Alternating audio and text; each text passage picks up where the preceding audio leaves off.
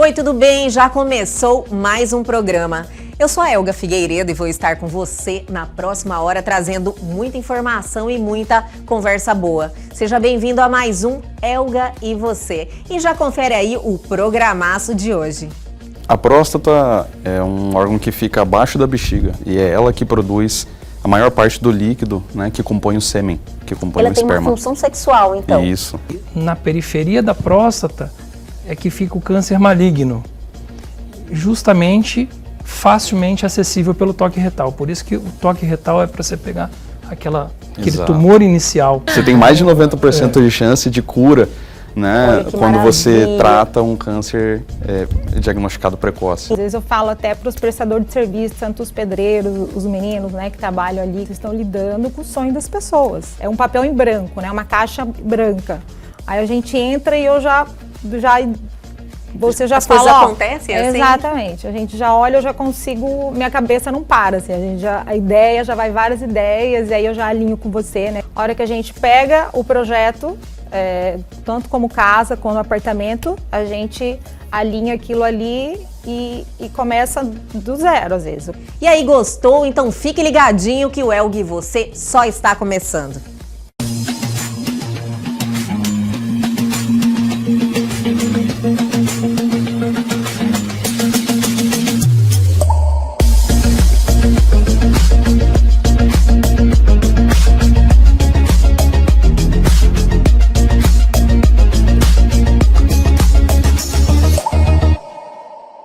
E a partir de agora, aqui em nosso programa, temos um bate-papo espetacular, porque estamos recebendo dois grandes profissionais da saúde que vieram aqui falar sobre o Novembro Azul Saúde do Homem. Dr. Bruno Ehringer, oncologista clínico, mais uma vez aqui em nosso programa. Muito obrigada. Obrigado pelo convite.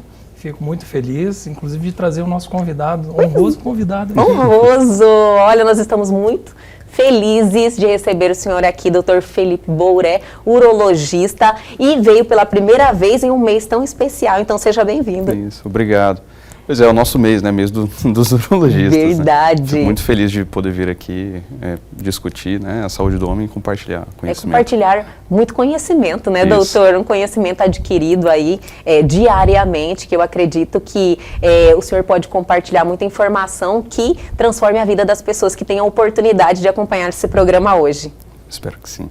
Doutor, o Novembro Azul, a gente pode iniciar falando desse mês tão importante, até mesmo porque a intenção é conscientizar a população masculina, né, de cuidar da sua saúde em geral. Geralmente o foco é no câncer de próstata, mas a gente pode falar de saúde do homem, doutor? O foco é próstata por conta da incidência, né, que é meio assustadora. É o segundo? É o primeiro, nos homens. Né? Dos homens é o primeiro. É como se fosse o câncer de mulher, no caso das mulheres. Por isso que, inclusive, é tão parecida a esse apelo da saúde para poder fazer essa prevenção primária. Exatamente. O Outubro Rosa e o Novembro Azul. Mas, ao contrário da mulher, que, por exemplo, a mulher diagnosticada um câncer de mama, ela tem que estar tratada e curada em um prazo de 1, 2, 3 anos. Se ela não descobrir e tratar, infelizmente ela vai falecer. No câncer de próstata, não.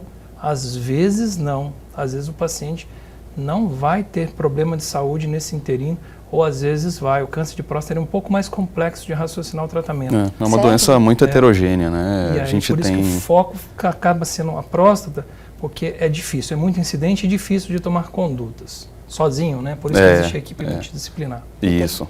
Doutor Felipe, aproveitando a sua presença, pode nos falar qual que é a função da próstata? A próstata é um órgão que fica abaixo da bexiga, né? A uretra passa por dentro da próstata antes de passar pelo pênis. E é ela que produz a maior parte do líquido, né, que compõe o sêmen, que compõe o esperma. Ela tem uma função sexual, então? Isso. A próstata, porque todo mundo fala câncer de próstata, eu tenho certeza, tem muita gente que tem dúvida ainda dessa função. Isso. E a próstata, no caso de alguém que infelizmente foi diagnosticado com câncer de próstata, ela atrapalha alguma função caso precise ser retirada? Como é que funciona? Ao ser retirada, né, o tratamento cirúrgico da próstata é a retirada da próstata por completo. Por completo. Né? Isso, por conta dessa característica, né, anatômica dela, você precisa fazer uma reconstrução da bexiga, reconstruir a via urinária, né? Sim. E não vai ter mais a próstata para compor esse sêmen, né? Então o homem passa a não ejacular mais depois do tratamento cirúrgico. Eu acho que isso causa assim, bastante temor nos homens também, né? Mas é uma complicação que com certeza vai acontecer, Entendi. mas é a menos problemática, né? Existem outras preocupações maiores, como a impotência sexual e a incontinência urinária, né? Mas que a não gente tem necessariamente vai acontecer, doutor? Não. A impotência acontece em torno de 50% e a incontinência em torno de 15%. Isso são dados já antigos da literatura, mas a gente tem conseguido melhorar cada vez mais essa estatística, né? Diminuindo os efeitos adversos com o avanço das nossas tecnologias. Mas né? Se bem indicado, a vida acontece em 100% dos casos depois de resolver. Né? Exatamente. Exato. Você tem mais de 90% de chance de cura, né, quando você trata um câncer diagnosticado precoce. Né? Então, voltamos a esse caso, a questão da prevenção, né, doutor? Que a gente sempre está ressaltando aqui, é a questão de chamar a responsabilidade. Sim, o ideal, no caso do câncer de próstata, é respeitar muito a sua característica de grupo faixa etária para você iniciar a sua prevenção. Existem, basicamente de forma resumida, são 3 grupos que você divide entre naquelas pessoas que têm a herança genética hereditária. Isso é uma raridade. São os cânceres da mutação BRCA, que a gente fala muito da mama, também causam câncer de próstata. Então é só se você já conhece que a sua família é portador e você é portador. Aí você começa de forma precoce, com 40 anos. Depois, 45 anos é o segundo grupo, que é o mais comum da gente começar essa faixa etária. Raça negra, principalmente, que tem uma incidência um pouco maior de câncer de próstata, então é um fator de risco. E pacientes que têm um histórico familiar que não tem a ver com hereditariedade, mas você vê que a família é mais predisposta, são genes que a gente não conhece, não são hereditários, que a gente tem a noção, a gente também acaba começando aos 45. E, de forma geral, para o resto da população, 50 anos. Então, o câncer de próstata, ao contrário da gente ficar ensinando sinais e sintomas, fala assim, não, respeita a sua faixa etária, da sua classificação, para você ser convocado para começar o exame. E, por favor, não ache porque você não tem exame, né? Que a gente fala, não é porque você não tem sintomas que você não faz a sua prevenção. Quando você tem sintomas, é sinal de que o câncer já está invadindo alguma estrutura ali perto, né? Entendido. A próstata, ela é pequenininha, né? Mas ela é do lado de um monte de estrutura muito nobre no corpo. A próstata, ela é pequena? Bem pequenininha, né? Isso. Quando a próstata é normal, ela é bem pequena. Entendi. Né? Do tamanho de uma noz, mais ou menos. Quando tem algum problema, ela fica aumentada? Existem doenças diferentes da próstata, tá? Isso é muito importante. Existe uma concepção equivocada, né? De que você passa a ter alguma dificuldade para urinar quando começa a ter sinais iniciais de câncer de próstata. Na verdade, os sintomas urinários são muito frequentes na hiperplasia benigna da próstata, né? Que é uma doença muito frequente no homem também. O aumento do volume da próstata, né, por conta dessa relação anatômica dela, da uretra, faz com que você tenha alguma dificuldade para urinar, possa precisar acordar várias vezes à noite, né, para fazer xixi. Mas esses são os sintomas da doença benigna. O câncer de próstata, por conta da localização, né, e do comportamento, não tem uma ação sobre a micção. Né? Ele é silencioso, doutor? É uma doença silenciosa. Nossa! Né? Nós dizemos que é uma doença insidiosa, né? Em alguns casos, você tem cânceres de próstata tão indolentes que o homem pode até conviver com a doença e não vai precisar necessariamente fazer um tratamento ativo. Mas mesmo nesses casos, precisa ser observado com frequência. Dependendo da idade, lembra que o doutor falou? Sim, ele mencionou o termo em inglês que é watchful waiting, que a gente não vai falar para o paciente, não vai fazer nada, ele vai continuar vindo na sua consulta a cada 3 meses, a gente vai continuar acompanhando, vendo como é que estão os parâmetros dos exames dele, para ver se está no momento ou não de fazer algum tratamento. É o monitoramento mesmo. É o monitoramento. Tem gente que fica 2, 3, 4, 5 anos sem fazer nada, sem precisar tratar o câncer. Aí aquela pessoa às vezes tem um AVC, tem um infarto, e você fala, nossa, ainda bem que eu não fiz nada. Entendi. Doutor Bruno, então, demais. Acontece. O tratamento vai depender muito tanto das condições de saúde do paciente, né, das comorbidades, como as características intrínsecas do câncer de próstata, né? Como a gente conversou, é uma doença heterogênea, né? Você tem vários graus de malignidade diferentes. A associação com hiperplasia benigna ou não, ou com outras doenças urológicas ou não, também vai te indicar qual é o melhor caminho, né? Nós temos basicamente 3 modalidades de tratamento do câncer de próstata, né? Que são a cirurgia, a radioterapia e o bloqueio hormonal.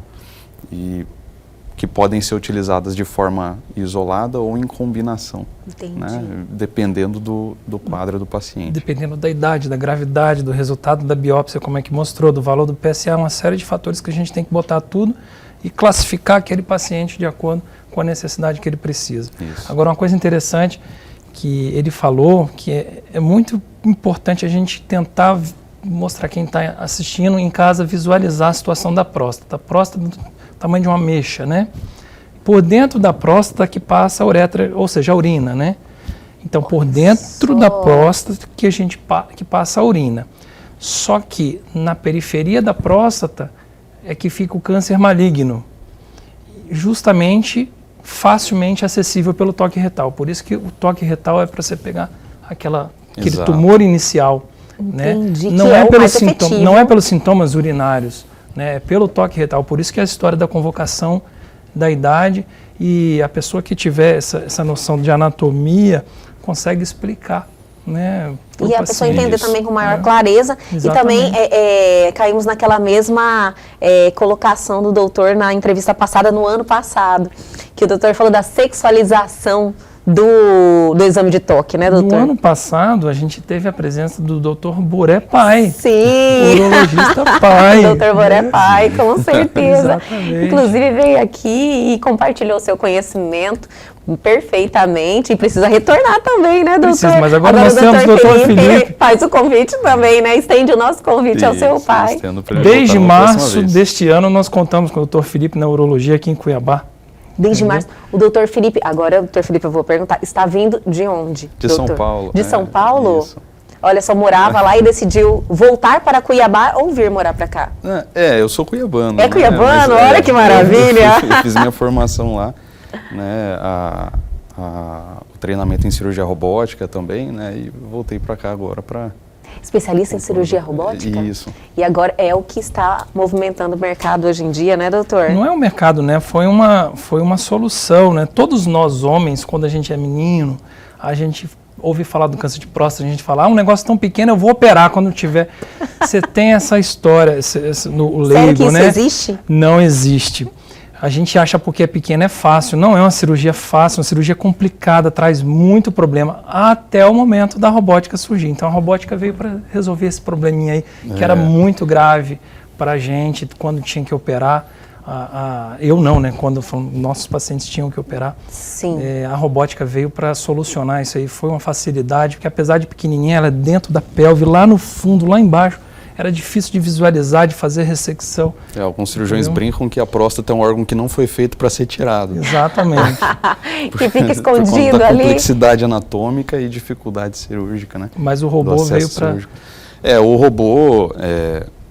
O robô cirúrgico é a evolução da videolaparoscopia, né? Na cirurgia por vídeo convencional. Na cirurgia por vídeo a gente faz pequenos furos no abdômen para introduzir pinças mais longas e delicadas. O robô tem pinças mais articuladas, com movimentos mais delicados. Essas pinças são controladas pelos braços robóticos, e os braços robóticos são controlados pelo cirurgião, que fica num console, né, do lado do paciente. E o robô, a câmera do robô tem uma magnificação da imagem, né? Você tem uma imagem tridimensional, diferente das cirurgias por vídeo convencionais, então você tem uma visualização muito melhor das estruturas. Você tem mais delicadeza dos movimentos para poder dissecar as estruturas. Então a gente consegue preservar muito melhor, né? Essa que é uma cirurgia do câncer de próstata, é uma cirurgia que a gente trabalha com estruturas muito delicadas. Os nervos erigentes, né, que vão até o pênis passam do lado da próstata. Tá? Então, por isso que tem essa complicação, essa preocupação com a potência sexual. Então, a gente consegue preservar muito mais estruturas na cirurgia robótica, nós temos resultados funcionais melhores, né? Olha que maravilha, que notícia maravilhosa, que eu tenho certeza que muitos homens vão ficar assim mais tranquilos, né, doutor? A partir do momento que tem esse conhecimento, que hoje está evoluído dessa forma, que tem esses recursos, né, na questão da cirurgia. O robô, ele teve uma outra, eu acho uma coisa magnífica que envolve na área dele da urologia. O câncer de rim não é específico dos homens, obviamente, mas o câncer de rim, a partir de 2021, teve uma atualização de, enfim, um remédio que funciona para aumentar a chance de cura do paciente que é operado de um câncer de rim. Olha que maravilha. Que antigamente era só a cirurgia, ou curava ou não curava, mas 50% das pessoas acabavam recidivando metástase e acabavam falecendo da doença. 50% era um número alto, né? Então não tinha um remédio que funcionasse para aumentar isso aí, que a gente chama de terapia adjuvante, né? Pós a cirurgia. Aí surgiu, em 2021 agora a gente tem um remédio para isso. Só que a classificação do paciente em forma de risco, que é o risco que responde ao remédio, ele é baseado na ressecção de linfonodos. Linfonodos, para câncer de rim, eles são atrás da barriga, né, que a gente chama ali do retroperitônio, próximo da veia cava, próximo da artéria aorta. São estruturas que você não pode jamais lesionar numa cirurgia. São os vasos sanguíneos mais calibrosos do corpo. Exatamente. Então, os linfonodos estão ali colados, às vezes literalmente colados ali. Então, a gente não tinha a amostragem cirúrgica do linfonodo para a gente saber se aquele paciente era candidato ou não ao remédio, para ver se aumenta a chance de cura. E aí agora o robô ele consegue também acessar trazer essa segurança, né, para acessar essa segurança cirúrgica. E agora a gente está vendo uma amostragem linfonodal que é suficiente, a gente está conseguindo tratar melhor os pacientes, até para câncer que não é da próstata. Olha, entendeu? que maravilha, que notícia maravilhosa. Falando sobre os tumores de rim, o uso da cirurgia robótica para os tumores de rim, a gente tem conseguido preservar muito melhor, né, o parênquima renal. Nem tira o rim todo, né? E isso, a premissa, né, da cirurgia do tumor de rim é você tentar preservar o rim e retirar apenas o tumor, quando é factível. Né? Quando não, você precisa retirar o órgão inteiro. A cirurgia robótica tem nos ajudado a fazer nefrectomias cada vez mais preservadoras, né? Olha que maravilha. E vamos dar aquela paradinha, mas é bem rapidinho, a gente já volta.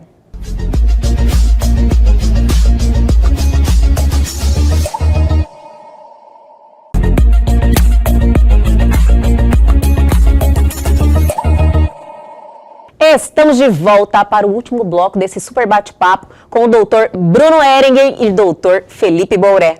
Doutor, a partir do momento que faz uma cirurgia, no caso da próstata, tem que fazer um tratamento de quimioterapia ou em muitos casos às vezes Depende. não? Depende. Eu gosto de falar muito assim, Buda falava, o caminho do meio é o correto de se você seguir, né? Então, quando você classifica aquele monte de exame do paciente, você tem um espectro de doença muito heterogêneo. Os extremos, normalmente, a gente não gosta que se opere. Né? É aquele paciente idoso com câncer indolente. Sim. Indolente é maligno, mas ele não vai dar problema de saúde nos próximos 2, 3, 5 anos, com certeza. Então, esse paciente, o idoso com câncer muito indolente, ou aquele câncer que já está muito avançado, já está invadindo estruturas, a gente já sabe que provavelmente ele está saindo do local que é a sua próstata. Não opera. Quando você acaba fugindo um pouco desses espectros, assim, você tem que associar terapias para fazer um tratamento, porque o tumor ali no meio, ele precisa às vezes ser diminuído. Então Entendi. Você tem que fazer bloqueio hormonal. O câncer de próstata, né, ele responde a bloqueio hormonal, às vezes ele não precisa de quimioterapia inicialmente. Olha só. Só de você bloquear a testosterona do homem, o câncer já diminui, entendeu? Então, quando você tem esse tipo de situação, a gente usa o bloqueio hormonal com a radioterapia. Você acaba não operando esse paciente, mas esse paciente é da ponta que eu falei do câncer mais avançado. Pós-cirurgia, a gente tem as indicações de radioterapia pós-cirurgia, mas depende muito do achado do patologista. Vai olhar aquele órgão no microscópio, vai ver. Depende dos linfonodos também que forem ressecados, exatamente.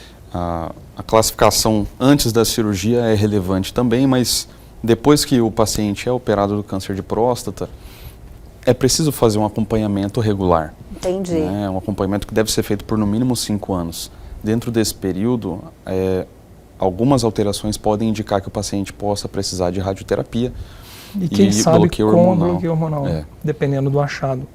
Isso é uma pergunta frequente no consultório com relação à quimioterapia, né? O Sim. câncer de próstata não é tão frequente o uso da quimioterapia para os pacientes nesse espectro que a gente costuma tratar com as outras modalidades, assim Sim. como a cirurgia, fica reservado para os casos Avançados, mais metástases avançados, mesmo, que não são cirúrgicos, né? Mas podem acabar desenvolvendo, ser operado daqui a anos e anos, ter uma recidiva de algum local, né? Mas não é o comum.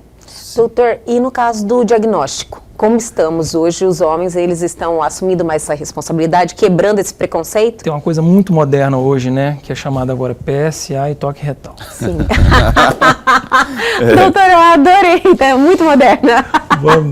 o rastreio do câncer de próstata Eu rastreio. é basicamente feito com PSA, que é um exame de sangue, Sim. e com o toque retal. Né? O toque retal, a próstata, a gente comentou que ela faz parte do... Né? Ela tem uma íntima relação com o trato urinário, Sim. né? E o trato sexual masculino. A pelve do homem é estreita, né? Então a próstata ela tem uma certa proximidade com o reto. Então, fazendo o toque através do reto, nós conseguimos identificar se há alguma assimetria da próstata, se tem nódulos, se existe uma alteração da consistência, né? Uma consistência mais endurecida. Continua sendo mais efetivo, né, doutor? Não Continua mudou sendo, nessa o questão, básico, nada mudou.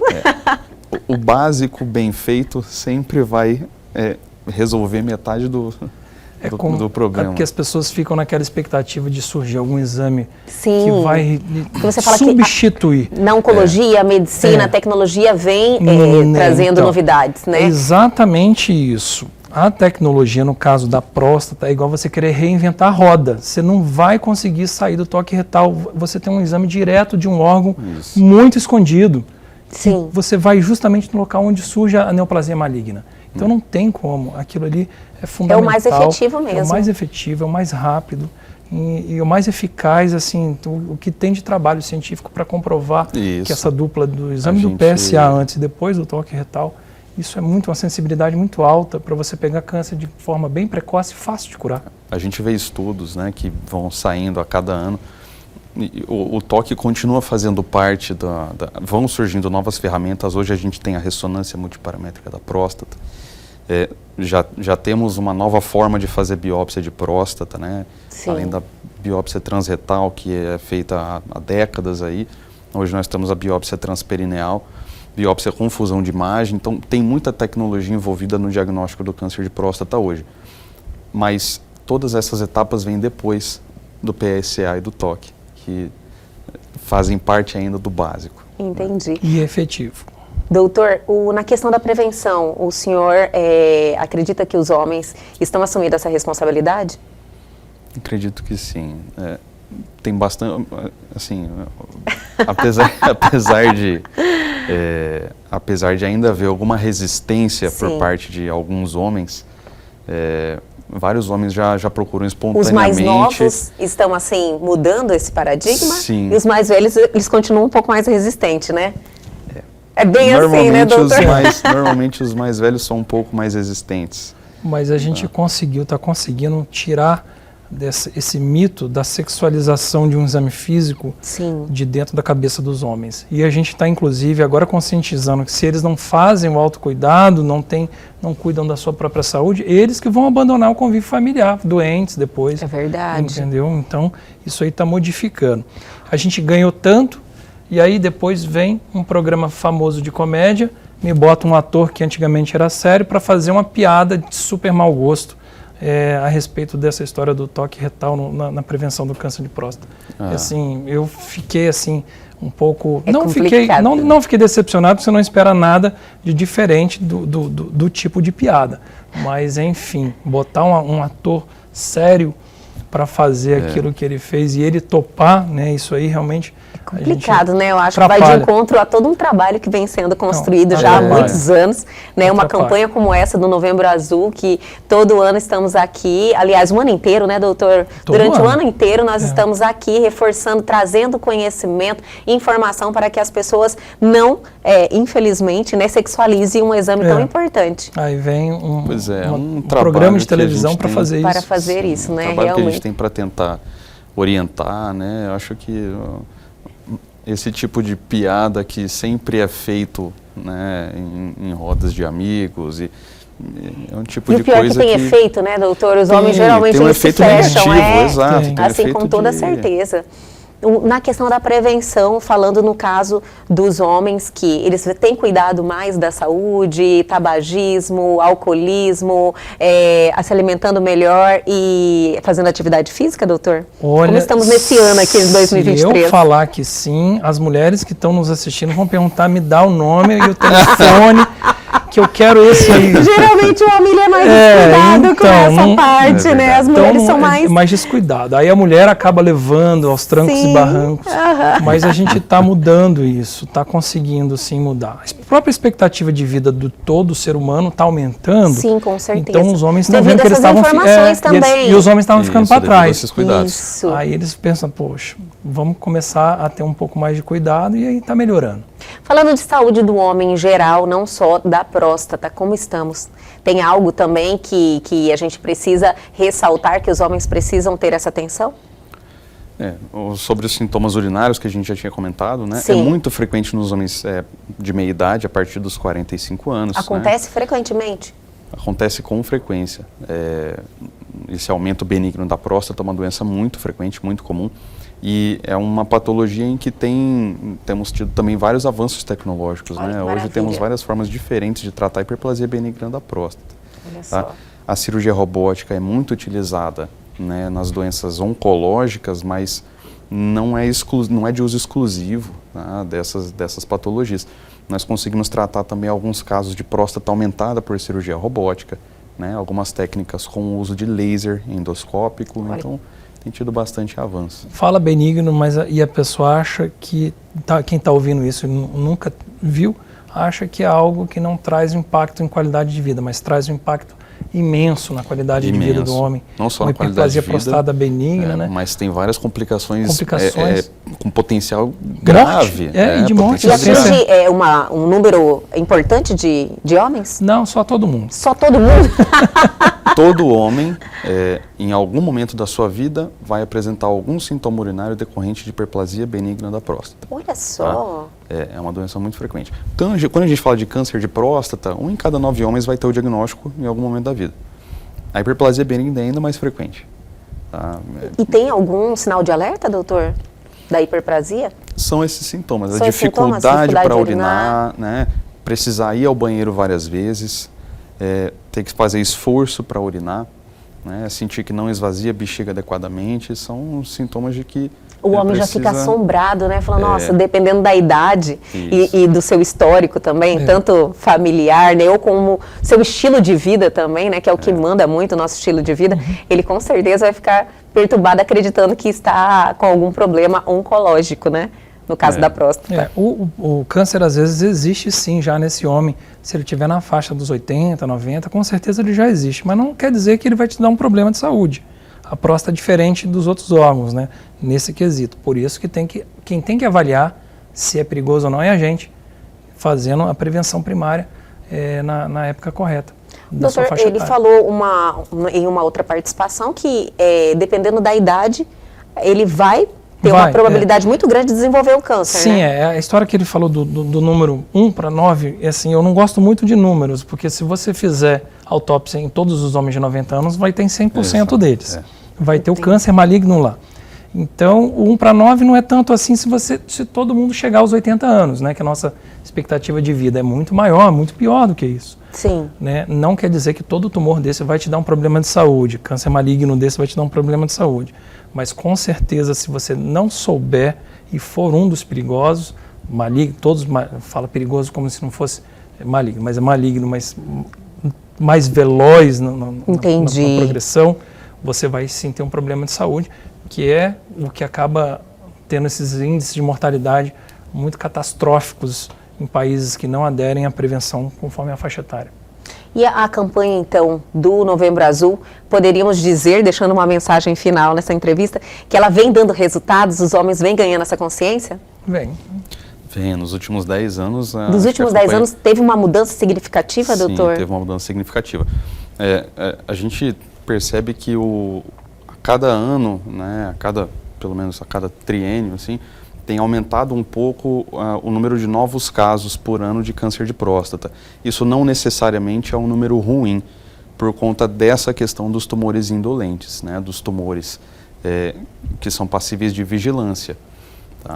Entendi. Agora, é importante você diagnosticar para entender se você tem a doença, né, você acompanhar ou tratar. Doutor, esse aumento poderia ser mais homens fazendo o exame para ter esse diagnóstico? Sim. E também a questão da idade, que o doutor também já falou, tipo, a expectativa de vida tem aumentado? Claro, o envelhecimento Todos esses fatores, eles podem contribuir para esse aumento. O principal fator de risco para o câncer de próstata é o envelhecimento do homem. Sim. É o principal, né? E o importante que ele frisou, aumento da incidência que vem, a gente tem observado porque as pessoas estão se conscientizando mais, mas esse aumento da incidência, ao contrário do passado, quando foi feito um programa de diagnóstico e exames precoces nos Estados Unidos, eles viram que também a incidência aumentou, mas que aumentou também a quantidade de gente que sofria procedimentos desnecessários. Agora a gente já não está mais correndo esse mesmo risco que foi feito lá nos Estados Unidos. Aí eles voltaram atrás e falaram, não pode ser feito fora da faixa etária que a gente está preconizando, é desse jeito que se faz, porque a quantidade de falsos positivos, né, e de pacientes que acabavam sofrendo procedimentos invasivos pela dúvida do que estava acontecendo, não compensou o benefício daquele aumento da incidência nos cânceres que eles conseguiram curar. Entendeu? Entendi. Agora não, a gente consegue aumentar essa incidência, mas raciocinando com calma a respeito do tipo de câncer que aquele paciente possui. Utilizando as novas tecnologias diagnósticas, a gente tem conseguido diminuir esse número, né, de overdiagnosing, né, esse superdiagnóstico dos pacientes com câncer. Exatamente. E também, para finalizar esse bate-papo sensacional, eu quero reforçar que o câncer de próstata, como o doutor falou, ele sendo diagnosticado precocemente, ele é tratável e não leva à morte, né? Na grande maioria. Grandes chances de cura. Grandes chances de cura, essa é a palavra. De cura nas fases iniciais. Sim, então você tem que entender a sua faixa etária, né? E respeitar a questão da genética, a questão também dos seus hábitos, né? Do seu estilo de vida e fazer os seus exames periodicamente. Exatamente. Então, doutor Bruno Ehringer, mais uma vez, muito obrigada pela sua participação. Quero agradecer também ao doutor Felipe Bouré, urologista. Quero te convidar para retornar ao nosso programa novamente e a gente estabelecer mais uma pauta, trazendo aí informações para os homens, né? Trazendo essa responsabilidade para que eles preventivamente cuidem da sua saúde. Agradeço o convite. Aceita o convite? Então já vou marcar a entrevista. Doutor Felipe, obrigada pela sua participação e até a próxima. Obrigado, até a próxima.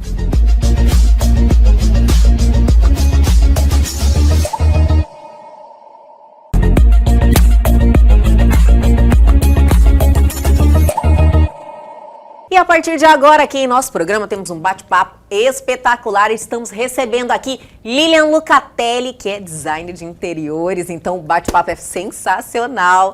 Lilian, muito obrigada por ter aceitado o convite e estar aqui com a gente hoje. Eu que agradeço.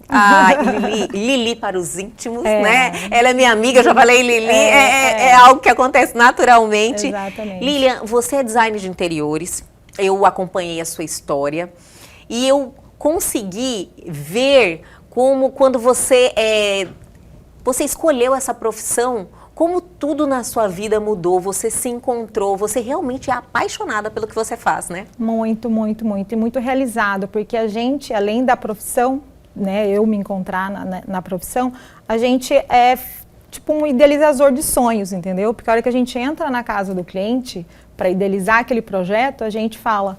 É o sonho dele, é a casa dele, é o apartamento dele. Então isso é muito... não é uma responsabilidade também enorme? Total. Às vezes eu falo até para os prestadores de serviço, tanto os pedreiros, os meninos, né, que trabalham ali, que é na lida, eu falo, olha, vocês estão lidando com o sonho das pessoas. Sim.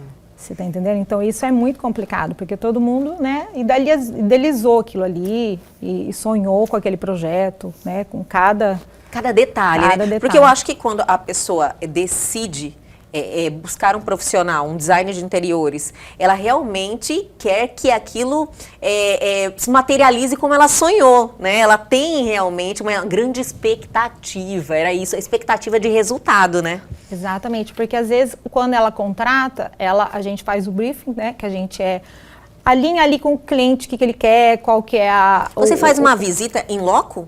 Faço. Assim, eu acho que no primeiro momento você vai lá. Como foi comigo? Isso, não é verdade? Ai, exatamente. gente, eu já vou falar para todo mundo que ela fez o projeto do quarto do Linquinho. Eu falei, olha, Lili, eu penso mais ou menos assim, assim, assim. Você foi, me visitou e aí você consegue visualizar aquilo. Porque a gente fala que a gente entra ali quando, né, no caso dele, é um papel em branco, né, uma caixa branca. Aí a gente entra e eu você já As fala, coisas acontecem assim? Exatamente. A gente já olha, eu já consigo, minha cabeça não para, assim, a ideia já vai várias ideias, e aí eu já alinho com você, né, que é o brief com o cliente, tanto que eu fiz com você. A gente já vê o que ele quer, entendeu? Qual cor, qual que é o estilo. E outra coisa, a minha profissão, assim, a gente sempre visa também tanto o conforto térmico, uma Olha, vai cortina, mais além, né? Vai mais além. Sim. Uma cortina tal, uma iluminação, né? Quarto de bebê, vou colocar uma iluminação mais fraquinha, entendeu? Então, assim, detalhes. E logicamente, hoje que a palavra-chave da nossa profissão é a funcionalidade. Funcionalidade. Funcionalidade. Tem que ser tudo muito funcional, entendeu? Sim. Tipo, tudo muito planejado, né? Não é chegar lá, decorar, não. Engraçado, quando já me deparei com pessoas que falam, ai, não precisa, eu sei fazer essa decoração, sabe? Então é importante a gente ressaltar isso, porque o seu olhar é um olhar um olhar técnico, uma pessoa que estudou, uma pessoa que realmente vai observar para deixar aquele ambiente realmente perfeito e tirar o melhor daquilo, não é verdade? Exatamente, porque hoje em dia... Não é apenas decorar. Exatamente, porque às vezes fala, vai decorar, não, a gente engloba tudo, entendeu? O final é a decoração, mas a hora que entra é tudo. E essa coisa funcional é porque hoje as construções são menores, né? Os apartamentos estão menores. Tudo mais enxugado? Tudo mais enxugado. Hoje você vê, porque antigamente era apartamento de 100 metros quadrados, era normal. Hoje não, é tudo 70, 80, mas assim, bem distribuído. E aí a gente entra para deixar. Hoje em São Paulo, é tudo estúdio. É tudo pequenininho, São Paulo... Eu já tinha ouvido falar dessa tendência, até mesmo porque as famílias, né, diminuíram. Exatamente. E também existem muitos solteiros, não é verdade? Existem muitos solteiros. Então, como a casa das pessoas está mais compacta, eu acho que a necessidade de um profissional que tem esse conhecimento é muito maior, né? Exatamente. Para você aproveitar os espaços. Exatamente. Funcional, tanto para planejar a cozinha, tanto para planejar o quarto, a ergonomia, o tamanho das coisas, o que cabe, o que não cabe, entendeu? Porque você tem um olhar assim, quando você chega em um ambiente, você já olha tudo, né? Já olha tudo. Viciante isso? É automático, é muito automático. Eu imagino. Lilian, você decora, tipo, todo e qualquer ambiente? Tudo. Uma casa...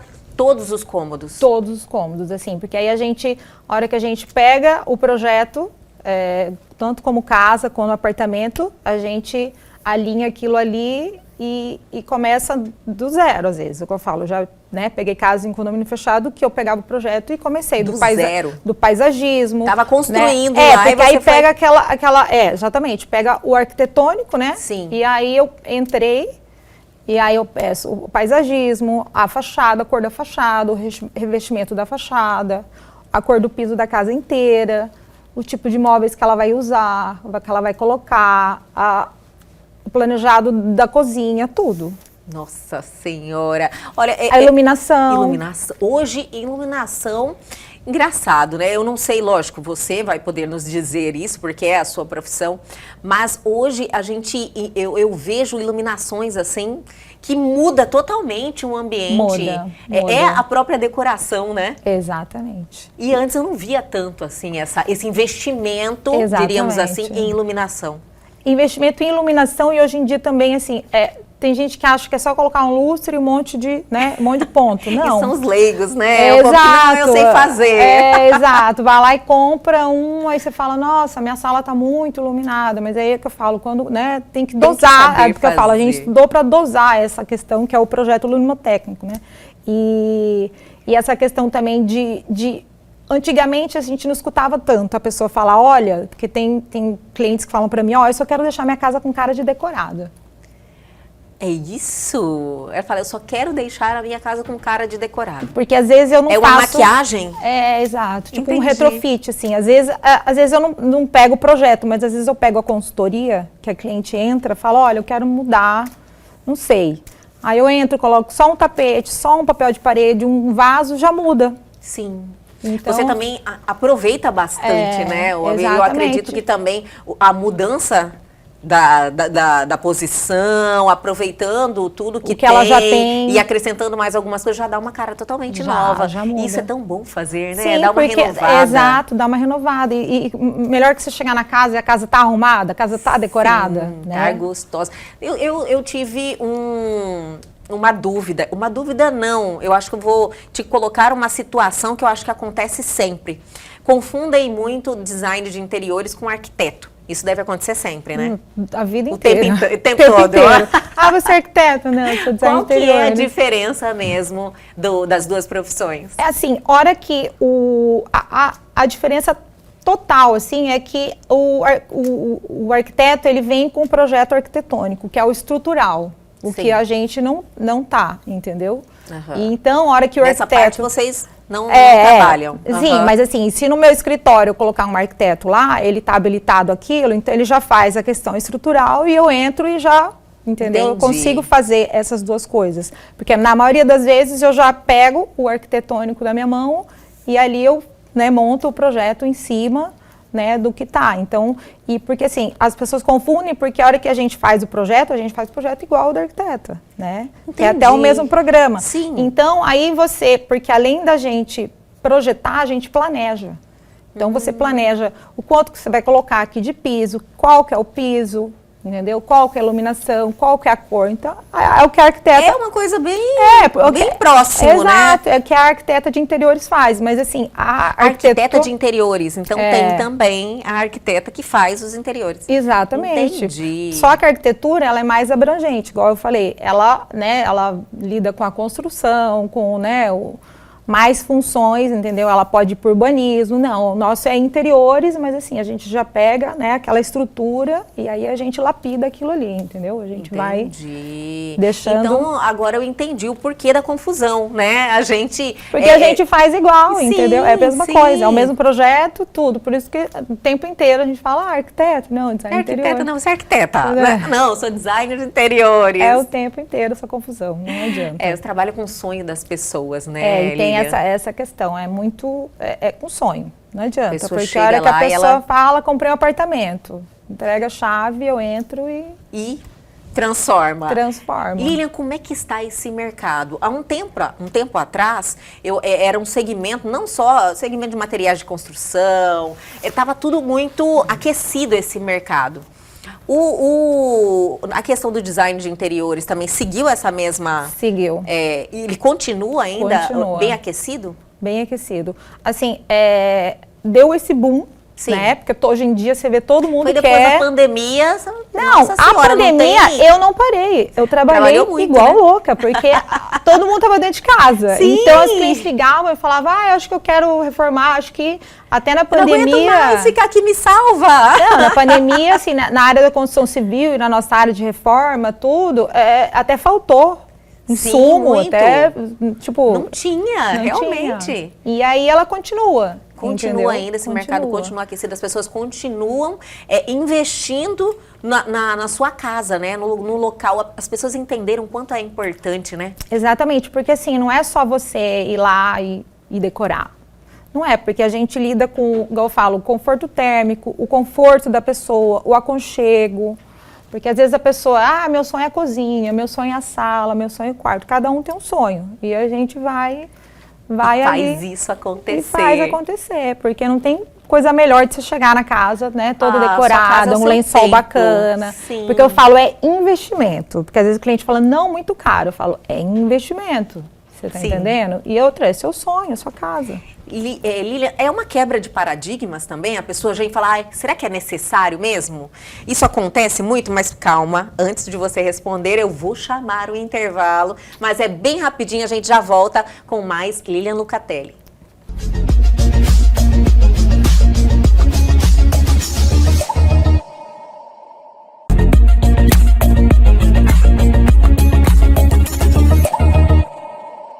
Estamos de volta com esse bate-papo descontraído, falando de decoração, de tendências, de quebra de paradigmas com a Lilian Lucatelli, design de interiores. É um bate-papo gostoso, né? Eu acho assim que é tão bom você investir no seu lar, na sua casa, no seu conforto, no seu bem-estar. Hoje em dia, eu acho que as pessoas estão recebendo isso muito bem, né? Eu acho que foi um choque de realidade depois da pandemia, por isso até que aconteceu o que a gente já conversou sobre esse aquecimento do mercado, mas um tempo atrás você tinha uma dificuldade, foi uma quebra de paradigmas, como eu falei, que a pessoa fala, será que eu vou investir tudo isso num lençol? Será que é necessário mesmo? Você enfrenta essa dificuldade ainda? Ainda enfrento, porque assim, tem gente que é muito resistente. Eu acho que as mulheres entendem um pouco mais do que os homens. Olha só! E aí os homens são mais resistentes. Ah, tá gastando dinheiro à toa. É exato, tipo isso? Exato. Ah, eu vou gastar 20 mil no sofá. Não. Entendi. Mas assim, quando a gente entra e ele vê aquele projeto, ele vê tudo, visualiza tudo, ele fala, nossa, legal. Porque não adianta, o cliente é visual. Ele é visual. Você precisa apresentar Precisa o projeto ver. e falar, ó, é isso aqui que você vai ter. Antes disso, tudo é caro, tudo fica caro, resistente. entendeu? Aí você faz o quê? Eu vou nas lojas, levo o cliente, vejo o que eu fiz com você, eu vejo o que ele está comprando, o que ele é. Porque hoje não existe, eu vou no mais caro. Não, a gente tem que ir na qualidade, a gente tem que saber. Inclusive, eu quero te elogiar. Justamente, eu falei, Lilian, eu quero qualidade e preço, né? Eu não quero marca, não me interessa, eu quero qualidade, né? E pagar um preço justo. Exatamente, porque é isso que acontece, porque às vezes o cliente fala assim, porque eu vou aqui no marceneiro baratinho. Eu falo, então tá, sua conta em risco, porque aí sim eu não vou colocar o meu nome num projeto e aí ele vai lá no marceneiro, né, baratinho. Sim. Porque aí acontece alguma coisa e aí o meu nome que vai ali. Então eu falo, Você tem que ter esse cuidado, né? Tem que ter esse cuidado, porque aí é o nosso nome que tá, né, em jogo. Exatamente, Com porque certeza. aí eu falo, tem os profissionais que eu já lido, já sei como que é, né, as lojas, os parceiros, então assim, igual eu falo, eu prezo muito essa qualidade com o preço justo, né, porque o cliente, ele tá ali, porque a hora que ele não vai gastar só um sofá, uma poltrona, ele vai gastar um planejado da cozinha, ele vai gastar com o piso, então é muita coisa, né, então a gente tem que...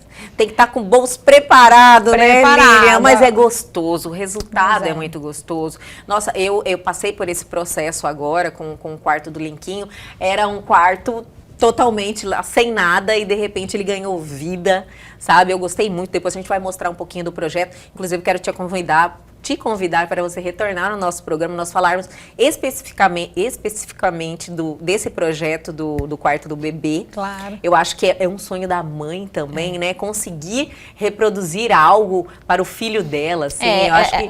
E as mães são chatas? Exigentes? São, assim, porque elas ficam um pouquinho meu filho, nervosas por causa do hormônio, mas assim, mas ela entende. Expectativa também da chegada do bebê, né? Porque mas você foi super tranquila, mas tipo, assim... Só tinha que me acelerar, né, Lili? E aí, daqui a pouco tá nascendo. Exatamente. Falou, agora, pelo amor de Deus, o Linquinho tá nascendo e a gente não finalizou o quarto. Porque assim, porque tem essas duas coisas, né? O sonho do quarto e o sonho do bebê que vai chegar no quarto. Sim. Entendeu? Então são duas ansiedades ali juntas. Demais. E é verdade, tem os hormônios operando ali, tem muita coisa. Porque a hora que você vê o quartinho, você já imagina o seu filho ali, que tá dentro da sua barriga, entendeu? Aí você fala, nossa, é o lugar que ele vai ser recebido ali. Então você quer fazer o melhor e isso aí gera uma ansiedade, né? Você não quer errar, você quer pensar em cada detalhe, é bem complicado. Mas funcionou, resolveu. Eu estou satisfeita, viu, Lilian? Bom. De verdade.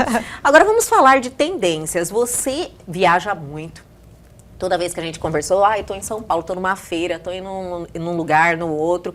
E você sempre quer estar atualizada do que está acontecendo. Eu acredito que é algo bem necessário na sua profissão, né? Não, é inquestionável. A gente Sim. tem que estar sempre antenado, né? A gente tem que sempre estar atualizado. É um investimento mesmo. É um investimento. Eu Sim. sempre estou em São Paulo, em feira, em Casa Cor, em tudo que, né, engloba esse meio. Porque, assim, às vezes o cliente fala que, uma cor, não, né, quer uma cor. Eu falo, nossa, né, vamos num papel de parede, porque às vezes tem gente que quer uma Entendi. cor, entendeu? E ainda falam, não é que a cor saiu de moda, Você né? tem que ser assim, né? Tem um jogo de cintura também. Exatamente, porque assim, você tem que estar, apesar que assim, às vezes a pessoa fala, olha, eu quero uma cadeira tal, mas a hora que você senta na cadeira, ela não é confortável, porque assim, às vezes, né, Entendi. né, porque ela idealizou aquilo ali, mas eu falo, porque às vezes no dia a dia não funciona aquela cadeira, aquela Isso poltrona. deve acontecer muito. Muito, muito, muito, muito. E você, nessas viagens, eu acredito que é um mercado que as coisas mudam muito rápido? Ou tem uma certa estabilidade? Você tem que estar investindo sempre em viagens, em feiras, para você entender? Ou não? Tranquilo, você vai Não, ele numa muda, velocidade... É muito rápido? Muda bastante. De decoração, muita coisa acontecendo? Porque às vezes assim, às vezes assim, tem a decoração minimalista, que é aquela, né, que hoje em dia A gente tem ouve mais falar muito. que é aquela O que seria isso? Fala é assim, pra o mínimo de móveis possível. Aquela coisa bem sequinha, Entendi. um sofá, uma cor, né, aquela coisa mais sóbria. E aí, tipo, agora veio essa pegada. Tipo, menos é mais? Exatamente. Tipo isso aí? E hoje que acontece muito. Sério? Muito, Isso é uma muito. tendência, então, agora, Então, minimalista. É. Olha só! Porque aí ela mistura com aquela coisa Porque é contemporânea. verdade, às vezes as casas enchiam de coisa, né? A parede não tinha mais aonde pendurar nada. Isso daí não é mais tendência. Assim, que eu falo, é de gostos, né? Mas essa tendência do minimalismo, ele veio com força, né? Que vem essa coisa mais contemporânea, que é essa coisa mais concreta, essa coisa mais reta, essa coisa mais sóbria, um cinza, entendeu? Então, assim, igual você falou, menos é mais, mas existe, obviamente, os clássicos, né? Que todo mundo gosta. Sim. Que, às vezes, a gente mistura, a gente faz aquela jogadinha, né? Entendi. Coloca o clássico, o Chega no contemporâneo, equilíbrio ali. Exato, entra no equilíbrio. Tem essa pegada vintage também que veio, né, do mobiliário, né, mais Sério? antigo. Algo mais retrô? É, uma coisa mais Sério? retrô. Hoje em dia os tetos de madeira, que antigamente era assim, e agora tá meio que voltando, entendeu? Então, Olha assim, que legal. Eu gosto, acho sim, bem interessante. porque tudo volta, isso que eu falando. Às vezes eu falo, aquela poltrona ou aquela cor é brega. Não é que é brega, ela já não tá ali na tendência. Adorei. Né? Tipo, só saiu de Né? moda, é É, isso? porque às vezes o cliente fala, às vezes eu sou meio brega. Eu falei, não é que você é brega. O problema é que só não tá na moda, assim, né? Não tá na Sim, tendência. eu não me mas- arrisco muito nesse mundo de decoração, sabe? Eu falo, olha, não é o meu forte, vai apresentar um programa. Porque realmente eu acho que tem que ter um dom, sabe? Tem que ter um olhar diferenciado. Eu não sou uma pessoa muito detalhista, sabia, Lilian? Eu acho que isso aí que eu me policio bem na hora que eu vou dar uma opinião, por exemplo, em relação à decoração. Mas existem pessoas que vão bem. Às vezes as pessoas acham que vão tão bem que nem precisa do profissional, né? E em relação a isso eu vou falar, às vezes eu já cheguei em casas que são maravilhosas por fora, sabe? Você fala, nossa senhora, eu tô até curiosa para entrar. Quando você entra, você se decepciona. Eu cansei de... Isso acontece muito? Muito. Em casa, agora que a casa fachada linda, a hora que eu entro, eu falo, meu Maravilhosa. Deus. Chega, você se decepciona. Porque você vê que não funcionou ali, as Não coisas não funcionou. estão combinando, sabe? Foi feito sem um conhecimento técnico.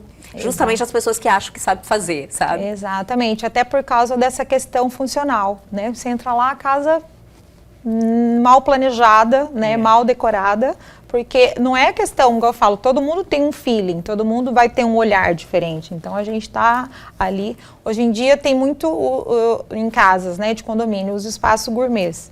Então, Sim. hoje em dia, aqui em Então, um Cuiabá... espaço que você vai receber as pessoas, então você tem que observar vários detalhes, né? Todo mundo tem que estar feliz Onde ali. o sol tá, principalmente aqui em Cuiabá, só. porque a gente coloca uma cortina, fecha, coloca ar, entendeu? Então, tipo, porque não adianta você estar lá no espaço gourmet lindo, maravilhoso, mas assim... Suando, igual suando, tampa de chaleira, né? Exatamente, então tem que... Porque Cuiabá é diferenciado, né? Pois Você é. precisa observar essas questões. Cuiabá, então, isso que eu falo, é o conforto térmico, porque a gente tem que observar, porque geralmente até quando o cliente compra a casa, ele tem que ter o profissional, tanto o arquiteto ou o designer, ele vem e fala, olha, qual a posição, às vezes, do sol, a janela da manhã, né, vai bater o sol aqui, então a gente também tem que estar muito antenada a isso, porque principalmente aqui, né? Sim, eu acho que a profissão do designer de interiores tem que ter uma sensibilidade muito grande, né, Lilian? Porque nunca é uma receita de bolo. Cada projeto é diferente, tem a essência do cliente. A identidade do cliente. Tem a localização, o local, tudo muda, né? Tudo diferente. Tudo diferente. E até porque também tem vários filhos. Direto, Exatamente. cada projeto é um filho. Exatamente. Cada projeto é um filho que a gente entrega o sonho para o cliente. Então, assim, é bem... E outra, cada cliente é um jeito, né? E eu falo sempre, a hora que eu entro e eles me contratam, eu falo, ó, obra não é fácil. Né? E todo mundo sabe que todo mundo lida com obra. Sim. É difícil, por mais que a gente planeja tudo aquilo ali, é complicado. Aí você imagina uma pessoa que não pega um profissional, entendeu? Isso. Às vezes ela gasta mais com piso ou menos com outra coisa, tipo, porque ali tá tudo planejado, ali tá tudo calculado o que você vai fazer. Entendi. Além da gente tá sabendo que a gente tá lidando ali com o profissional que tá ali dentro, entendeu? O prestador de serviço. Nossa, porque a gente... uma pessoa que tem conhecimento do mercado e de tudo, realmente. Porque, faz muito sentido. Exatamente, porque eu falo que toda obra tem BO, não adianta, entendeu? Por mais que você planejou ali, sempre tem alguma coisinha, e aí você tem que estar ali, você tem que resolver. Ah, olha, Lilian, olha, eu quero até te convidar para voltar aqui em nosso programa, pra gente mostrar o quarto do Linquinho, Claro, aquele claro. projeto, teve a decoração de astronauta ali, eu cheguei, Lilian, eu quero abundância, prosperidade, foguete não tem ré, lembra que eu falei para você? Eu quero que ele venha nesse clima, e eu adorei tudo que você criou, e ele está feliz demais no quartinho dele, e a gente mostra um pouquinho para as pessoas entenderem mais ou menos de como que funciona o seu trabalho. Quem ainda não conhece, né, precisa conhecer, porque eu acho que você contratar um profissional que tem esse conhecimento te deixa segura, né, que realmente vai dar certo, vai funcionar e que você vai ter um resultado que vai te satisfazer. Exatamente. Tanto, assim, na questão da realização e tanto economicamente, porque às vezes a pessoa né, não planejou e aí ela gasta muito mais com... Né, quebrando cabeça com um profissional, né? Não só financeiramente, quanto tempo, que hoje o tempo é a moeda do mundo. Então você vai se arriscar em algo que você desconhece, você gasta duas vezes. Exatamente. Dói no seu bolso e você perde um tempão, Exatamente. né? Com aquela questão que quem conhece, conhece. Dá a César o que é de César, né? Vamos ser justos, né? Exatamente, vamos pontuar. É isso aí. Lilian Lucatelli, maravilhosa, obrigada por esse bate-papo. Obrigada a você. Quero te convidar, vamos voltar aqui para falar do projeto, do quarto do Linquinho e também dos outros que você já fez, claro, atendendo essas mamães, né, que estão aí ansiosas pela chegada do filho. E aí a gente vai falando também de outros ambientes, que eu acho que é um bate-papo interessante que as pessoas gostam de saber. Pode ser? Claro, pode ser. Ai, que maravilha, então. Muito obrigada e até a próxima. Até a próxima. E o nosso programa de hoje fica por aqui, mas calma que amanhã a gente volta. Perdeu algo? Quer entrar em contato com a gente? Aproveite a oportunidade. Pegue o seu celular agora e aponte a sua câmera ao QR Code que está aí na sua tela. Vá direto ao nosso canal no YouTube, reveja esse programa que já está lá à sua disposição. Aguardo vocês amanhã aqui na TV Pantanal, canal 22.1.